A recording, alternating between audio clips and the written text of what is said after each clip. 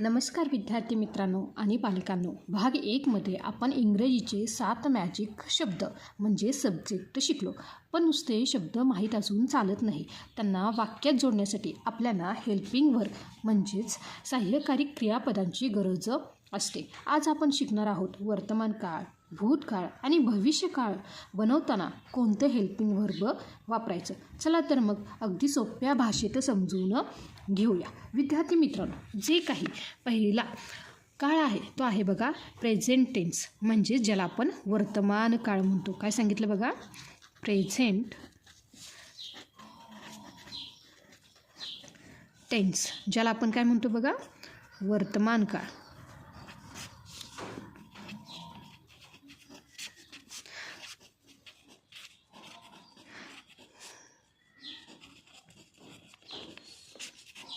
तर विद्यार्थी मित्रांनो, आता वर्तमान काळ म्हणजेच काय की जी क्रिया आता चालू आहे किंवा सध्याची स्थिती दर्शवण्यासाठी आपण काय करतो रे, वर्तमान काळाचा वापर करतो. आणि ह्यासाठी जे काही मुख्य हेल्पिंग वर्ब लागतात तर ते आहेत बघा ॲम, इज, आर. आता विद्यार्थी मित्रांनो, वर्तमान काळ म्हणजे जी गोष्ट आत्ता आहे. लक्षात आलं का? इंग्रजीत वर्तमान काळाची साधी वाक्य बनवण्यासाठी आपण ॲम, इजचा वापर करतो. पण कोणत्या सब्जेक्टसोबत काय वापरायचं लक्षात आलं का? बघा, आपल्याला सब्जेक्ट तर माहीत आहेत, पण आता कोणत्या सब्जेक्टसोबत काय वापरायचं ह्यासाठी आपण एक तक्ता खाली पाहूया. चला विद्यार्थी मित्रांनो, बघा इथे आहे सब्जेक्ट. इथे काय आहे बघा, सब्जेक्ट. इथे आहे हेल्पिंग वर्ब, त्याला मी HV म्हणते. त्यासोबतच इथे प्रोनाऊन्सिएशन असेल, अर्थ आणि त्यानुसार वाक्याची रचना कशी होते. बघा विद्यार्थी मित्रांनो, आता पहिला जो काही सब्जेक्ट आहे तर तो आहे आय. आय म्हणजे काय सांगितलं मी तुम्हाला विद्यार्थी मित्रांनो, आय म्हणजे मी. आता बघा, ह्या मी सोबत कोणतं हेल्पिंग वर्ब येतं तर ते आहे बघा ॲम. काय आहे बघा, ॲम. आणि ह्याचं जे काही प्रोनाऊन्सिएशन आहे ते आहे बघा ॲम. ॲम म्हणजे आहे. ॲम म्हणजे काय, आहे. तर विद्यार्थी मित्रांनो, आता वाक्याची रचना कशी होते समजलं तुम्हाला? I am. काय आहे बघा, आय एम. काय होणार आहे, आय अधिक एम, आय एम. काय होणार आहे, आय एम. लक्षात आलं का? आता समजलं तुम्हाला की वाक्याची रचना कशा पद्धतीने होते. लक्षात आलं का? त्यासोबतच आता जे काही दुसरं सब्जेक्ट आहे ते आहे बघा ही, शी किंवा इट. आता हे तिन्ही एकत्र का घेतले तर हे काय आहेत बघा सिंग्युलर नेम, म्हणजेच काय आहेत रे, ते आहेत एकवचनी. लक्षात आलं का? तो, ती, ते. आणि तो, ती, ते सोबत जे काही हेल्पिंग वर्ब येतं ते आहे बघा इज. इज म्हणजे सुद्धा आहे. काय आहे बघा, इज. इज म्हणजे सुद्धा काय बघा, आहे. आणि वाक्यामध्ये रचना करताना काय करायचं बघा, ही इज. काय करायचं बघा, he is, she is, it is, it is. त्यासोबतच विद्यार्थी मित्रांनो, आता जे काही पुढील सब्जेक्ट आहे तर ते आहे बघा वी. वी म्हणजे काय, मी किंवा आपण. त्यासोबतच यू. यू म्हणजे तू किंवा तुम्ही. त्यासोबतच दे. आता हे सगळे काय आहेत रे, अनेक वचन. काय आहेत, अनेक वचन. आता हे अनेक वचनासोबत जे काही सहाय्यकारी क्रियापद येतं ते येतं बघा आर. काय येतं बघा, आर. आणि आरचा अर्थ काय आहे बघा, आहेत, आहात. आरचा अर्थ काय होतो बघा, आहेत, आहात. चला विद्यार्थी मित्रांनो, आणि वाक्याची रचना कशी होते तुम्हाला माहिती आहे? We are. काय आहे बघा, we are, you are, they are. काय आहे बघा, दे आर. तर विद्यार्थी मित्रांनो, लक्षात ठेवा, ॲम हा खूप लॉयल आहे. तो फक्त आणि फक्त आयसोबतच येतो. लक्षात आलं का? चला ह्यासाठी काही उदाहरणे पाहूया. काय सांगितलं मी, ह्यासाठी काही उदाहरणे पाहूया. आणि ती उदाहरणे आहेत बघा, आय एम हॅप्पी. काय आहे बघा, आय एम हॅप्पी. हॅप्पी म्हणजे काय? मी आनंदी आहे. मी आनंदी आहे. I am happy. मी आनंदी आहे. त्यासोबतच बघा मी दुसरं वाक्य घेतलं. I am a teacher. I am a teacher म्हणजेच काय? मी शिक्षक आहे. मी शिक्षक आहे. त्यासोबतच तिसरं वाक्य आहे बघा. आय एम रेडी म्हणजेच काय? मी तयार आहे. मी तयार आहे. आता बघा विद्यार्थी मित्रांनो, मी काय सांगितलं, जे काही ॲमचा वापर कुठे होतो? फक्त आयसोबतच. लक्षात आलं का? आता त्यानंतरनं हा जो काही इजचा वापर हा काय आहे रे? की जेव्हा व्यक्ती किंवा वस्तू ही एकच असते तेव्हा आपण काय वापरायचे? इज. काय वापरायचे? इज. चला, आणि त्यासाठी वाक्य आहे बघा. He is tall. काय वापरलं बघा? ही इज टॉल म्हणजेच काय? तो उंच आहे. तो उंच आहे. आता कोण उंच आहे रे? तर तो म्हणजे काय झालं बघा? मुलगा. काय झाला? मुलगा. लक्षात आलं का? त्यासोबतच दुसरं वाक्य मी घेतलं. She is beautiful. She is beautiful म्हणजेच काय विद्यार्थी मित्रांनो? ती सुंदर आहे. आता ती कोण रे? ती स्त्री असू शकते, ती मुलगी असू शकते. लक्षात आलं का? ती सुंदर आहे. त्यासोबतच मी तिसरं वाक्य घेतलं बघा. It is a big box. Big box म्हणजेच काय? ते मोठे खोके आहे. आता बघा विद्यार्थी मित्रांनो, ते काय आहे रे? की मोठे खोके आहे. ते काय आहे? निर्जीव वस्तू आहे. काय आहे बघा? निर्जीव. त्यासोबतच आता मी आणखी एक उदाहरण घेतलं तर बघा. अमित इज क्लेवर म्हणजेच काय? अमित हुशार आहे. अमित हुशार आहे. लक्षात आलं का विद्यार्थी मित्रांनो? म्हणजे जेव्हा आपण काय घेतलं बघा, इथं व्यक्ती घेतलं किंवा इथं एखादं वस्तू घेतलं तेव्हा आपण काय वापरतो? इज. लक्षात आलं का विद्यार्थी मित्रांनो? त्यासोबतच जेव्हा आता आपण वापरायचं आहे आर, हे हेल्पिंग वर्ब. आता आरचा वापर कुणाकुणासोबत होतो? वी, यू, दे. जेव्हा गोष्टी एकापेक्षा जास्त असतात म्हणजेच त्या अनेक वचनी असतात किंवा समोरच्याला तुम्ही म्हणायचं असते तेव्हा आपण काय करतो रे? आर वापरतो. लक्षात आलं का? चला, ह्यासाठी उदाहरणं पाहूया बघा. We are Indian. We are Indian म्हणजेच काय? आम्ही भारतीय आहोत. आम्ही भारतीय आहोत. लक्षात आलं का? त्यासोबतच बघा. You are late. You are late म्हणजेच काय? तू उशिरा आलास. तू उशिरा आलास. किंवा तुम्ही उशिरा आला आहात. उशिरा आला आहात. त्यासोबतच पुढील वाक्य आहे बघा. They are doctors. काय आहे बघा? दे आर डॉक्टर्स म्हणजे ते डॉक्टर आहेत. ते डॉक्टर आहेत. त्यासोबतच बघा विद्यार्थी मित्रांनो, पुढील अजून एक उदाहरण मी घेते की books are on the table म्हणजेच काय? पुस्तके टेबलावर आहेत. काय आहे बघा? पुस्तके टेबलवर आहेत. तर विद्यार्थी मित्रांनो, आता इथे उदाहरण बघा. आम्ही, तू किंवा तुम्ही, ते किंवा इथं मी काय घेतले रे? पुस्तके. हे काय आहेत रे? अनेक वचन वस्तू आहे. लक्षात आलं का? तेव्हा आपण काय वापरायचं आहे? आर. तर विद्यार्थी मित्रांनो, ही काय होती रे? ही होती सर्व वर्तमान काळाची वाक्य. काय आहे बघा? वर्तमान काळाची वाक्य. की मी आनंदी आहे, मी शिक्षक आहे, मी तयार आहे. म्हणजेच विद्यार्थी मित्रांनो, जेव्हा सब्जेक्ट आय असतो तेव्हा हेल्पिंग वर्ब येतं एम. आय एम, मी आहे. ही इज, तो आहे. शी इज, ती आहे. इट इज, ते आहेत.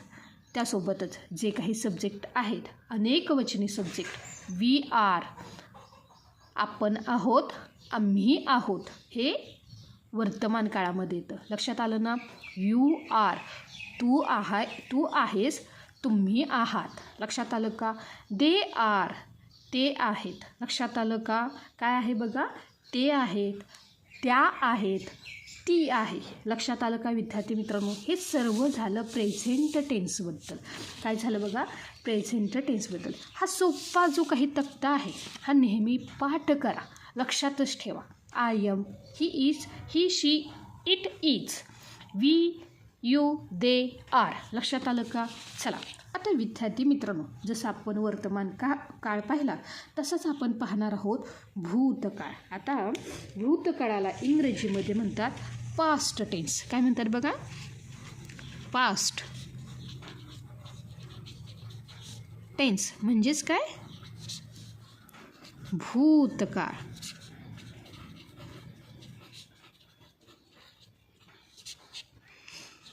आता भूतकाळ म्हणजेच काय विद्यार्थी मित्रांनो? की जी गोष्ट होऊन गेली आहे किंवा एखादी जुनी स्थिती दाखवण्यासाठी.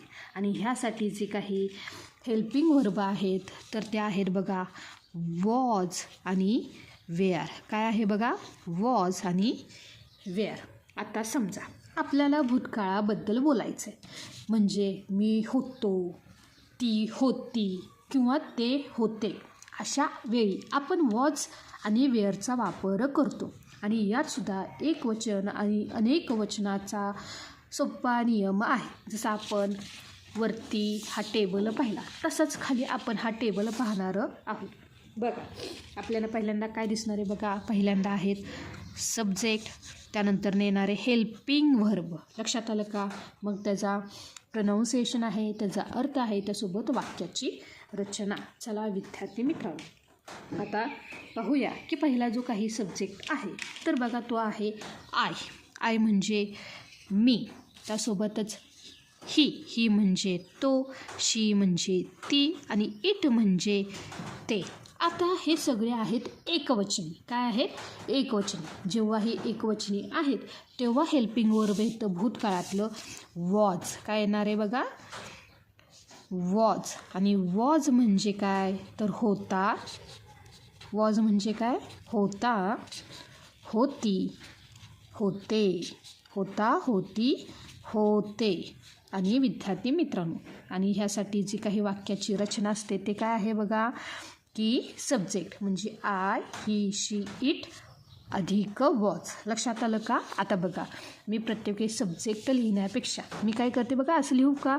तुम्हाला आणखी सोपं जाईल. I was, he was, she was आणि इट वॉज. आता प्रत्येक वेळेस विद्यार्थी मित्रांनो मी सब्जेक्ट लिहिण्यापेक्षा मी यस लिहिणार. लक्षात आलं का? यस म्हणजे काय? सब्जेक्ट. सब्जेक्ट म्हणजे काय? करता, जे आपण पहिल्या लेक्चरमध्ये पाहिलेले आहेत. लक्षात आलं का?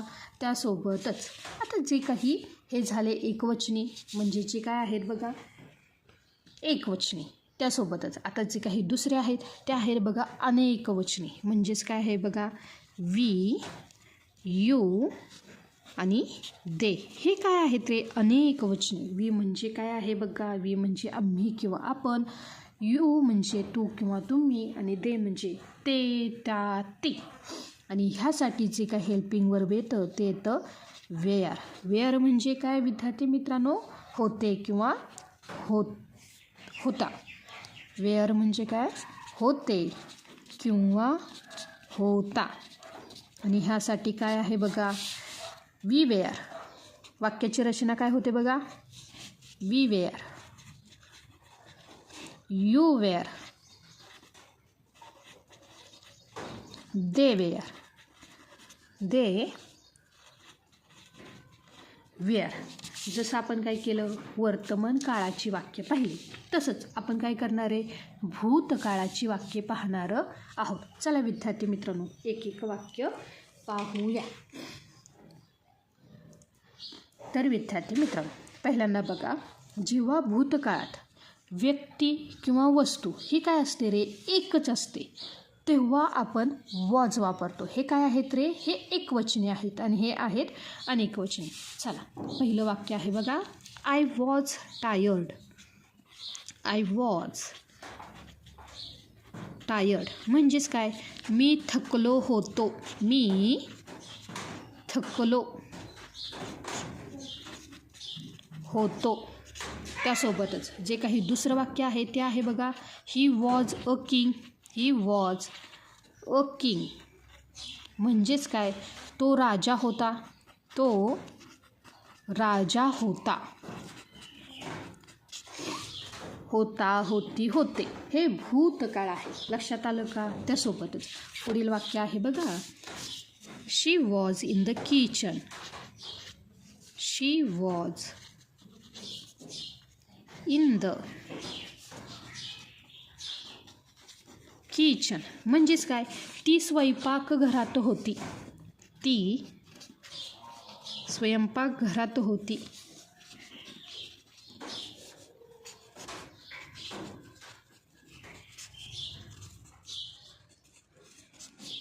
त्यासोबतच जे काही चौथं वाक्य आहे ते आहे बघा, it was a sunny day.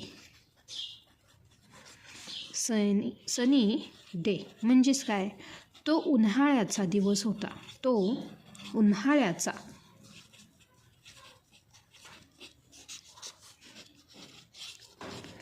दिवस होता. आता विद्यार्थी मित्रांनो, आता जे काही पुढील हेल्पिंग व्हर्ब आहे ते आहे वेअर. उच्चाराकडे नीट लक्ष द्या. याला वेअर असे म्हणतात. लक्षात आलं का? अनेक जण चुकतात जेव्हा आपण काय करतो बघा, एकापेक्षा वेअर नेहमी लक्ष ठेवा, वेअर म्हणायचं नाही, वेअर. तर विद्यार्थी मित्रांनो, एकापेक्षा जास्त लोक किंवा वस्तू भूतकाळात असतात तेव्हा आपण काय करतो रे, वेअरचा वापर करतो. चला आता हे वेअर कशासाठी आहे रे, अनेक वचनासाठी. चला ह्याची उदाहरणं पाहूया. तर बघा विद्यार्थी मित्रांनो, पहिलं उदाहरण आहे बघा, वी वेअर इन पुणे. म्हणजेच काय, आम्ही पुण्यात होतो. आम्ही पुण्यात होतो. त्यासोबतच you were right. You were right म्हणजेच काय, तू बरोबर होतास. तू बरोबर होतास किंवा तुम्ही बरोबर होतात. तुम्ही बरोबर होतात. त्यासोबतच पुढील आहे बघा, they were playing. They were playing म्हणजेच काय, ते खेळत होते. ते खेळत होते. त्यासोबतच पुढील वाक्य आहे बघा, बर्ड्स. बर्ड्स म्हणजे पक्षी. बर्ड्स वेअर फ्लाइंग म्हणजेच काय, पक्षी उडत होते. उडत होते. तर बघा विद्यार्थी मित्रांनो, जेव्हाही आपण अनेक वचन वापरलो, आम्ही, आपण, तू, तुम्ही, ते किंवा एखादी आपण निर्जीव वस्तू घेतली, ते काय आहेत रे, भूतकाळात, तेव्हा आपण काय केलं रा, वेअरचा वापर केला. त्यासोबतच विद्यार्थी मित्रांनो, आता जे काही पुढील आहे ते आहे बघा, फ्युचर टेन्स, ज्याला आपण भविष्यकाळ असे म्हणतो. काय आहे बघा, फ्युचर टेन्स, ज्याला आपण काय म्हणतो, भविष्यकाळ.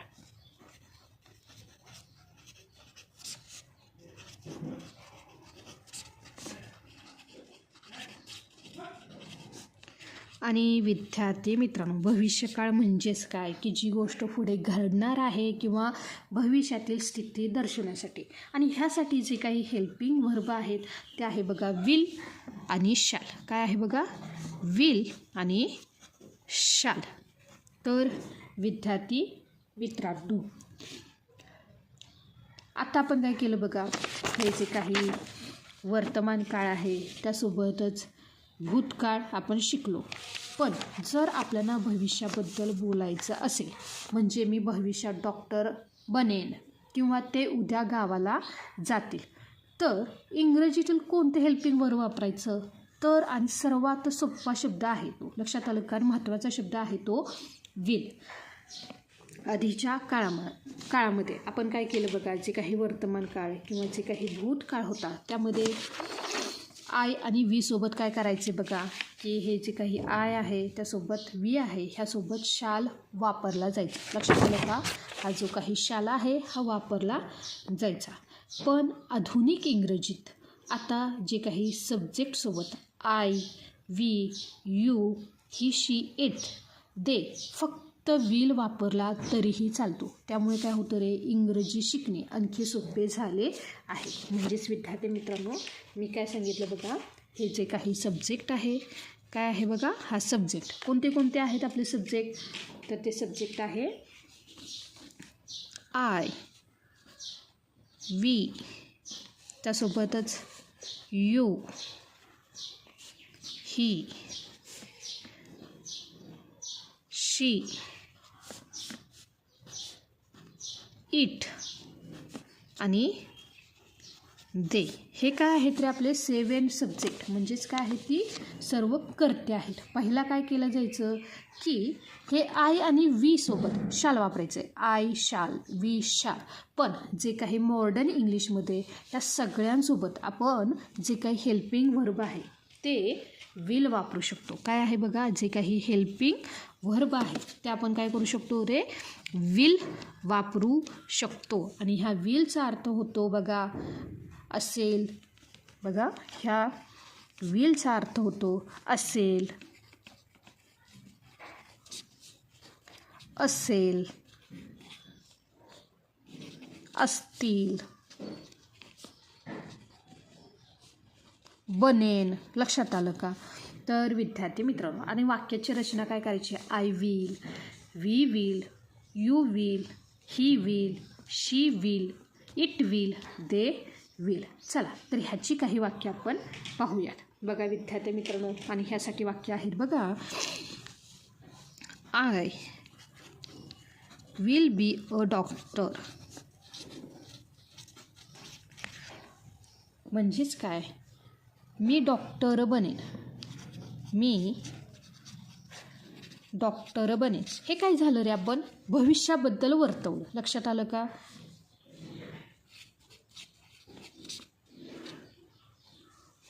त्यासोबतच दुसरं वाक्य पहा, ही विल गो टुमारो. म्हणजेच काय, ते उद्या जाईल.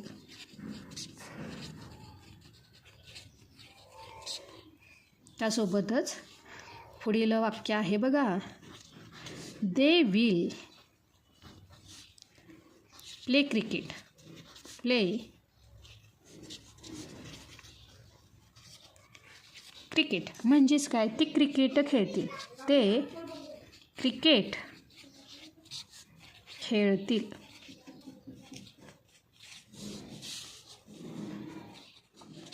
पुढील जी काही उदाहरणं आहे बघा, वी विल स्टडी टुगेदर.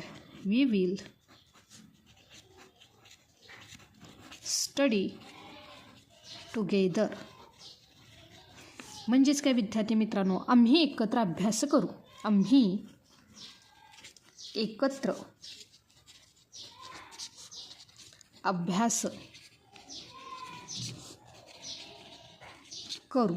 तर विद्यार्थी मित्रांनो बघा, भविष्य काळात आपण जेव्हा फक्त काय करतो रे, स्थिती दर्शवतो. म्हणजेच काय की मी घरी असेल तेव्हा विल बी वापरतात, आणि जेव्हा आपण क्रिया दाखवतो म्हणजे मी जाईन तेव्हा फक्त विल वापरतात. मुलांचा गोंधळ उडू नये म्हणून मी काय केले आहेत बघा, ही सोपी सोपी उदाहरणे तुम्हाला इथे दिलेली आहेत. तर विद्यार्थी मित्रांनो आता आपण काय काय पाहिलं बघा, जे काही वर्तमान काळ, भूतकाळ आणि भविष्य काळ. आता मी तुम्हाला इथे काही वाक्य देते, मी ते स्क्रीनवर तुम्हाला इथे दिसत आहेत ती वाक्य. तर ह्या वाक्यांमध्ये कोणते योग्य हेल्पिंग वर्ब येतील हे मला नक्की सांगा. बघा, ही डॉट डॉट माय ब्रदर इथे इज येईल का आर येईल हे तुम्ही मला सांगायचं. काय बघा, इज येईल का आर येईल. त्यासोबतच दुसरं वाक्य बघा, I dot dot a good boy इथे येईल हेल्पिंग वर्ब ॲम की इज. त्यासोबतच तिसरं वाक्य आहे बघा, दे डॉट डॉट ॲबसेंट येस्टरडे, आणि इथे कोणतं हेल्पिंग वर्ब येईल, वॉज की वेअर. त्यासोबतच जे काही पुढील वाक्य आहे ते आहे बघा, वी डॉट डॉट फ्रेंड्स नाव, म्हणजे इथे इज येईल का आर. त्यासोबतच जे काही पाचवं वाक्य आहे बघा, she dot dot studying last night, आणि इथे कोणतं हेल्पिंग वर्ब येईल ते मला नक्की सांगा. तर विद्यार्थी मित्रांनो, जोपर्यंत तुम्ही उत्तर इथे सांगताय तोपर्यंत मी एक थोडंसं तुम्हाला छोटीशी शॉर्टमध्ये रिव्हिजन देतो. बघा, जेव्हाही आपण काय करतो बघा, वर्तमान काळामध्ये असतो तेव्हा आयसोबत म्हणजे जो काही सब्जेक्ट आय आहे तिथे येतो हेल्पिंग वर्ब एम, आणि हा सोपा आहे लक्षात ठेवायला. लक्षात आलं का? फक्त वर्तमान काळामध्येच काय होतो रे, आय एम, बाकी कुठेही तो येत नाही. त्यासोबतच ही, शी, इटमध्ये काय येतो रे, इज. लक्षात आलं का? वी, यू, देव सोबत येतो आर. हे आहे वर्तमान काळ. वाक्य कसं ओळखायचं वर्तमान काळात आहे तर विद्यार्थी मित्रांनो, वाक्यामध्ये एम, इज, आर आलं तर ते वाक्य असतं वर्तमान काळ. लक्षात आलं का? हे हेल्पिंग वर्बवरून आपण काय करू शकतो रे, सांगू शकतो. त्यासोबतच वॉज वेअर असेल तर ते वाक्य असतं भूतकाळामध्ये. काय असतं रे, भूतकाळामध्ये. आणि जे काही एक वचने आहेत त्यासोबत येतं वॉज, जे काही अनेक वचने आहेत त्यांच्यासोबत येतं वेअर. त्यासोबतच जे काही तिसरं आहे ते आहे फ्युचर टेन्स म्हणजे भविष्यकाळ, आणि मॉडर्न इंग्लिशनुसार तुम्ही विल हेच वर्ब सगळीकडे वापरू शकता. All subject. लक्षात आलं का? जे काही 7 सब्जेक्ट आपण पाहिले होतो त्यासोबत विल वापरता येतं. तर विद्यार्थी मित्रांनो, ही 5 उदाहरणं मी तुम्हाला दिली. चला आता आपण काय करूया, वाक्य पाहूया. बघा, आता इथं कोणतं हेल्पिंग वर्ब येणार आहे तर इथं येणार आहे इज. कारण ही काय आहे रे, तर तो आहे एकवचनी. ही म्हणजे काय, तो माझा भाऊ आहे. लक्षात आलं का? त्यासोबतच बघा दुसरा वाक्य आहे I dot dot a good boy. म्हणजेच काय, कारण आयसोबत नेहमी काय येतं बघा, एम. काय येतं, एम, आय एम. त्यासोबतच विद्यार्थी मित्रांनो, दे डॉट डॉट ॲबसेंट यस्टरडे म्हणजे काय रे, भूतकाळ. काय आहे रे, भूतकाळ. आणि इथं देश काय आहे रे, अनेक वचन आहे. काय आहे, अनेक वचन. जेव्हा दे हे अनेक वचन असतं तेव्हा काय येणार आहे बघा, वेअर. काय येणार आहे, were. They were absent yesterday. त्यासोबतच बघा वी डॉट डॉट फ्रेंड्स नाव. आता नाव म्हणजे काय रे, वर्तमान काळ. लक्षात आलं का? आणि वी काय आहे रे, अनेक वचन. म्हणून इथे काय येणार आहे, वी आर. काय येणार आहे, वी आर. त्यासोबतच जे काही शेवटचं वाक्य आहे बघा, she dot dot studying last night. आता इथे जे काही लास्ट नाईट म्हणजे काय आहे, भूतकाळ. काय आहे, भूतकाळ आणि शी काय आहे एकवचन ती. म्हणून इथे काय येणार आहे बघा शी वॉज. काय येणार आहे शी वॉज. तर विद्यार्थी मित्रांनो आणि पालकांना आजच्या आपण या क्लासमध्ये काय केलं रे जो काही इंग्रजीचा पाया म्हणजे जे काही सब्जेक्ट आहेत त्यासोबतच जे काही helping verb am is are was were will अगदी बेसिकपासून शिकलो. जर तुम्हाला ही पद्धत आवडली असेल तर चॅनेलला नक्की सबस्क्राईब करा. पुढच्या व्हिडिओमध्ये आपण मॉडल ऑक्झिलरीज म्हणजे जे काही कॅन कूड मस्ट शिकणार आहोत. तुमच्या प्रतिक्रिया कमेंटमध्ये नक्की कळवा. अभ्यास करत राहा. भेटूया पुढच्या लेक्चरमध्ये. तोपर्यंत धन्यवाद.